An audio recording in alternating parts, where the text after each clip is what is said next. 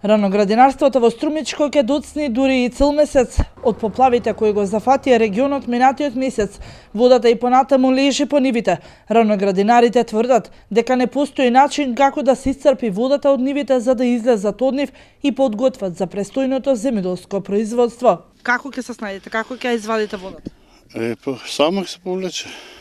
Сутегна времето. Нема шанса како ќе извадиш. Нема се плива вода. Според вас и вашите проценки за колку време ќе ви доцни раноградинарство? Со месец посеках. 80% оштетено полето.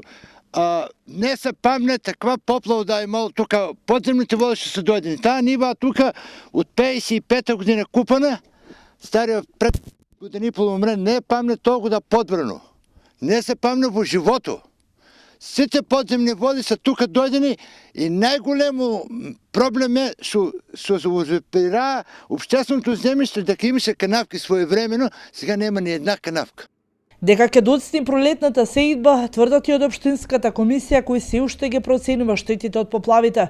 Може да кажем, можеби има на повеќе места, на пример сега нови површини што бевме, Оризарник мислам се вика, е поголема оштетувањето, некој има помалку, тука негде околу 50-60, најмалку 50 до 60 има оштетување, дури и повеќе неодделени површини. Значи не секаде исто. Според она кое што го видовте и направивте увид, сметате ли дека ќе ни доцни раноградинарство? Да, тоа обавезно ќе ни доцни, сигурно ако залката тука, посебно во Еднокуќево, можеби и уопште земено во општинскиот регион на Босилово, имаше зелке можеби и од 1 април или 15 април, сега сигурно 15 до 20 дена ќе имаме закъснување и квалитетот сигурно ќе биде на помало ниво. Од општина Босилово велат дека на сите поднесени барања за проценка на штетите ќе се изврши увид, а откако ќе се направат проценките, ќе се знаат точно кои се и штетите.